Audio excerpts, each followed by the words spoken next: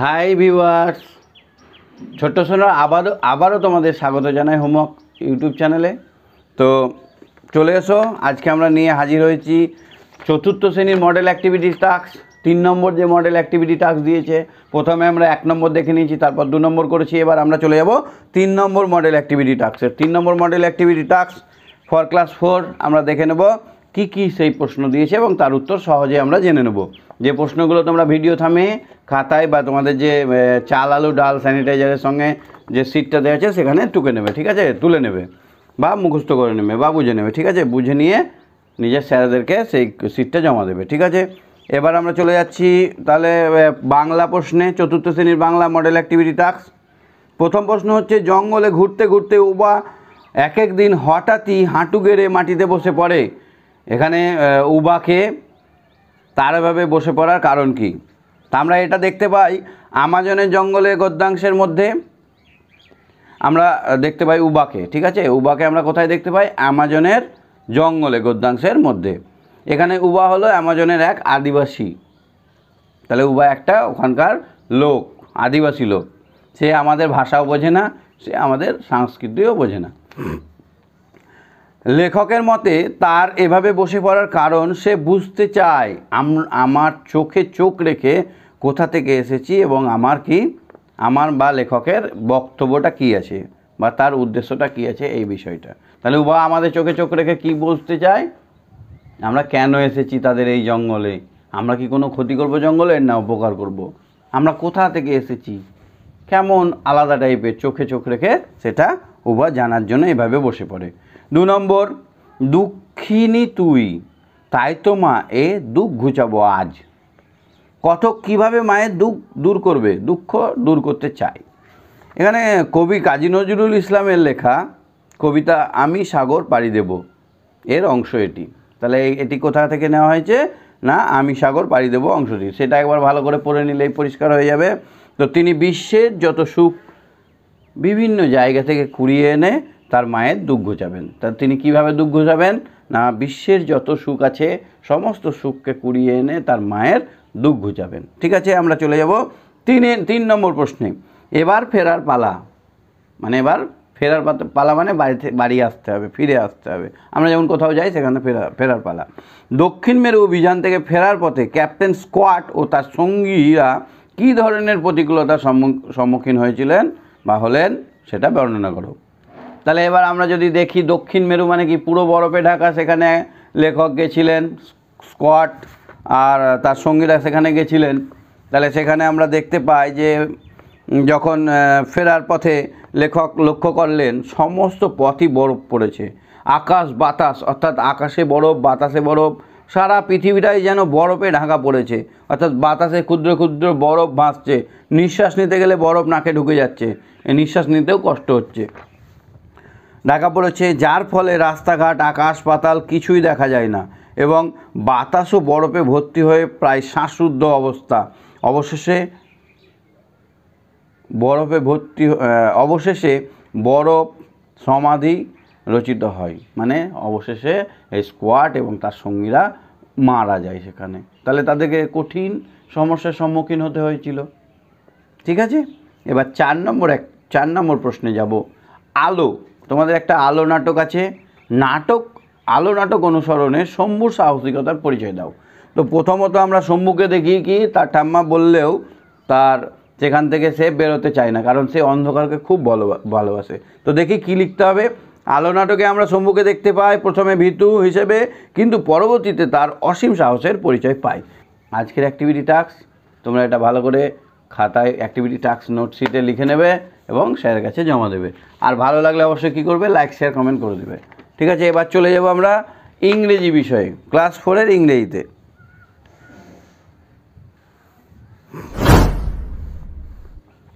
দেখো, read the following passage and answer the question given below. তাহলে এই প্যাসেজটা পড়তে হবে এবং তার নিচের কোশ্চেনগুলোর উত্তর করতে হবে। তা দেখে নাও।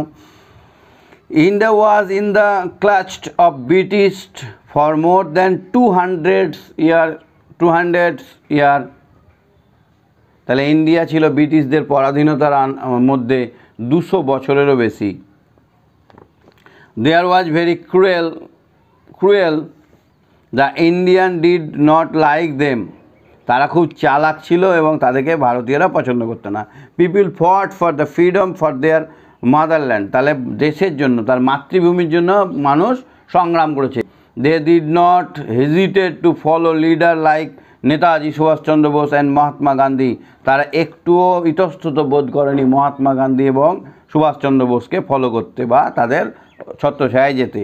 The Indian love their motherland dearly, তারা ভারতীয়রা খুব মাতৃভূমিকে অন্তর থেকে ভালোবাসে। They chased them out of the country, তারা ভারত থেকে ব্রিটিশদেরকে তাড়িয়ে দেয়।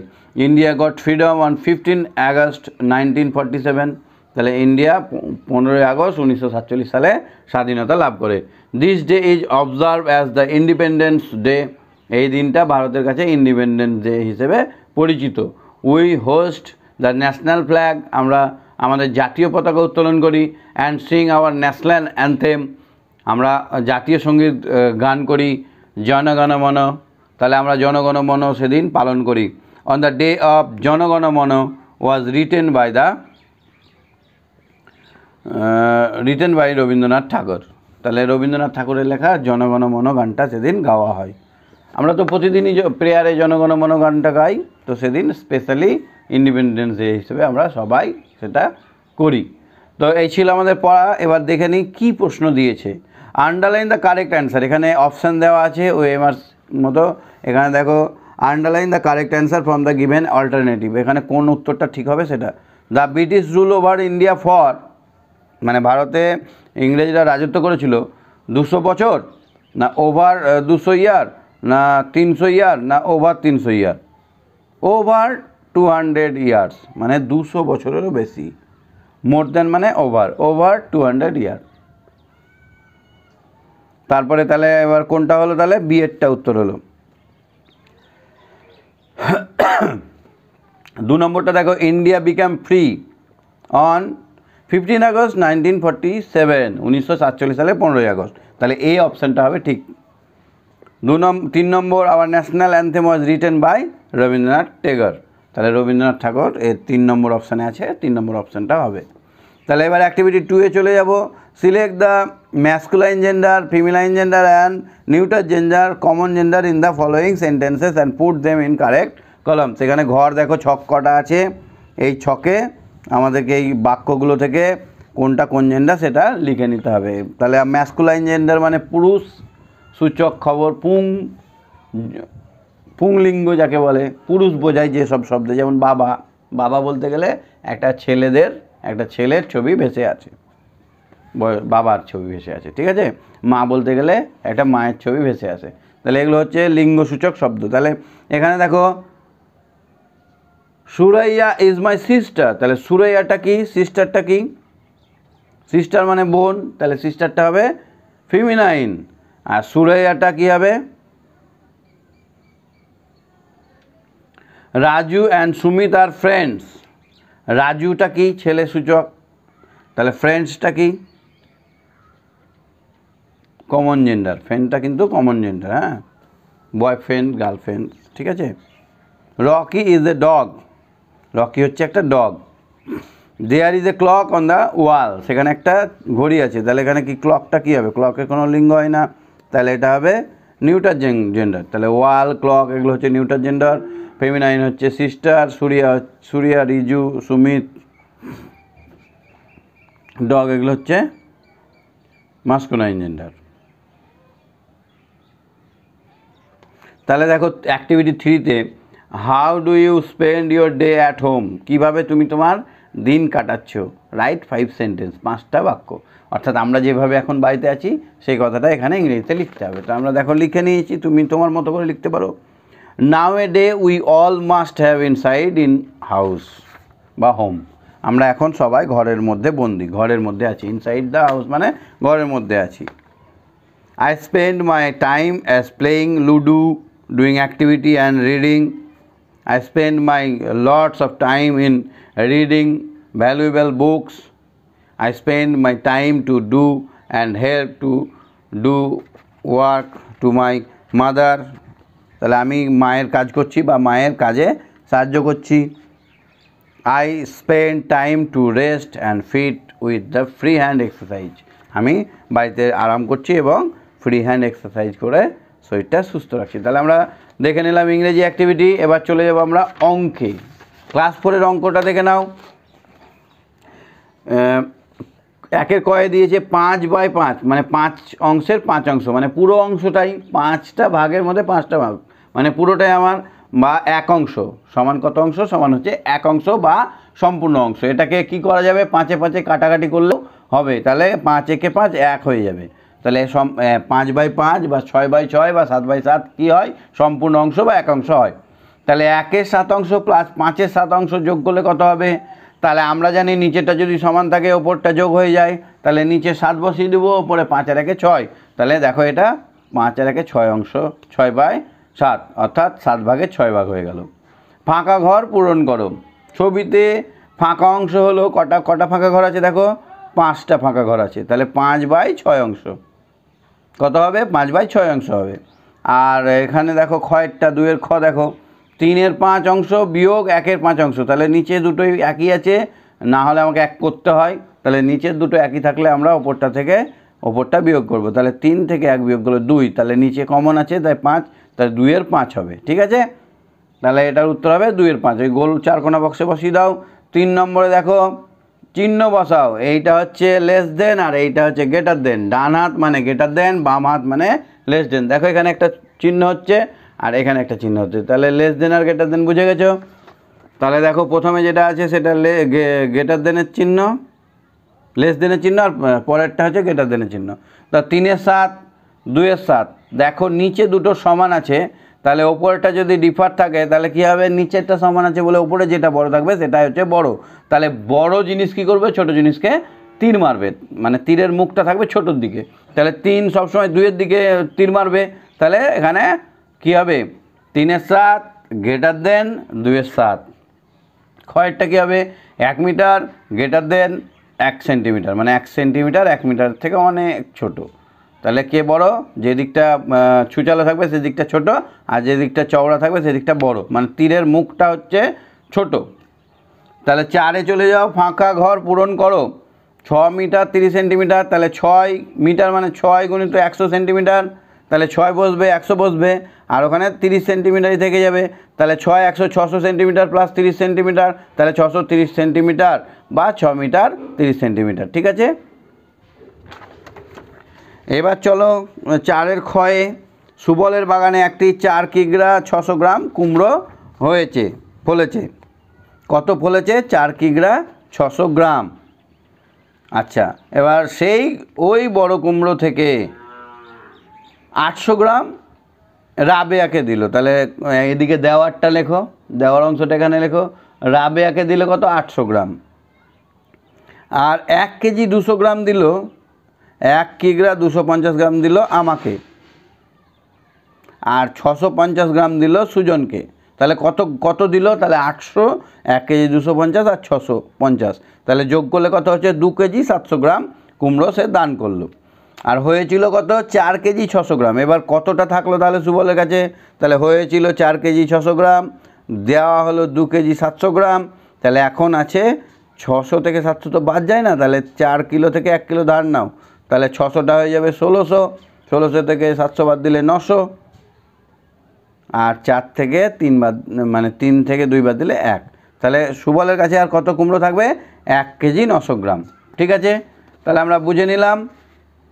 আমরা এবার চলে যাব 4র্থ শ্রেণীর আমাদের পরিবেশে। 4র্থ শ্রেণীর আমাদের পরিবেশে কী আছে দেখো, পৃথিবীতে কিভাবে দিন আর রাত সৃষ্টি হয়।